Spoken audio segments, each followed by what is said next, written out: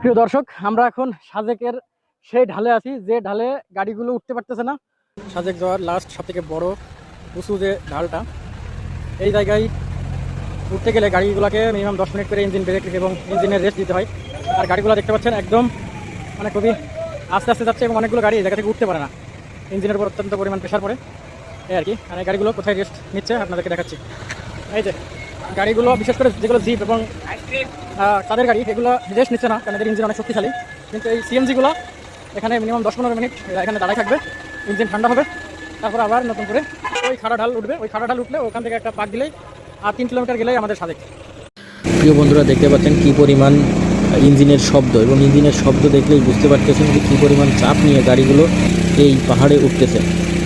এই ধরনের একটা গাড়িকে সাধারণত 1700 ফিট 1800 ফিট উপরে ওঠা অত্যন্ত কঠিন এবং অনেক বিপজ্জনক একটা কাজ। তারপরেও যারা অ্যাডভেঞ্চার প্রেমী তারা অবশ্যই এই ধরনের যাত্রা পছন্দ করেন। দেখতে পাচ্ছেন গাড়ির শব্দ শুনলেই বুঝতে পারবেন যে কী পরিমাণ কষ্ট করে এই গাড়িগুলো উপরের দিকে উঠতেছে। দেখতে থাকুন, আসল মজা সামনের দিকেই পাবেন এবং দেখতে পাবেন যে কতটা ভয়ঙ্কর এবং অ্যাডভেঞ্চার টাইপের ভ্রমণ হতে যাচ্ছে। সাজেক ভ্যালিতে ওঠার জন্য গাড়িগুলোকে কতটা কষ্ট করতে হয় এবং এই গাড়িগুলোকে কতটা বেগ পেতে হয়।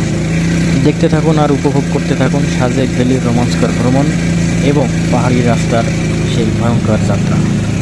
আমাদের মাহেন্দ্র আর সোজা উঠতে পারতেছে না, এই জন্য দেখতে পাচ্ছেন একবার রাস্তার এপাশ এবং অন্যবার রাস্তার ওপাশ করতেছে যেন কিছুটা হলেও ইজি হয়।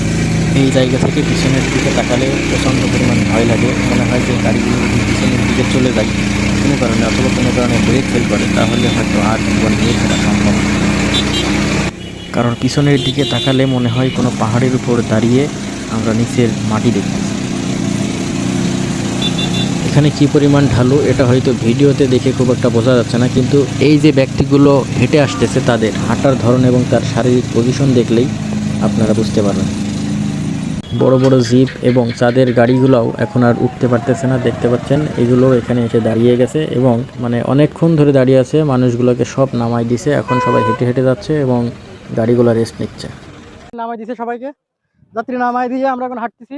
এই যে অবস্থা, লাস্ট ঢাল, সবার উপরে গাড়িগুলো সব আটকায় আছে, সবাইকে নামাই দিছে এবং গাড়িগুলো সব আটকায় আছে। এই যে একটা একটা করে এখন আবার ছাড়তেছে, একজন একজন করে। পাহাড় এবং প্রকৃতির এই সুন্দর অপরূপ দৃশ্য উপভোগ করার জন্য একবারের জন্য হলেও আপনাদেরকে অবশ্যই সাজেক আসতে হবে। সাজেকের সব থেকে উঁচু পাহাড়ের উপর থেকে সাগর ভাই ট্রাভেলিং এর পক্ষ থেকে আমি মোহাম্মদ সাগর হোসেন, সকলকে অসংখ্য ধন্যবাদ।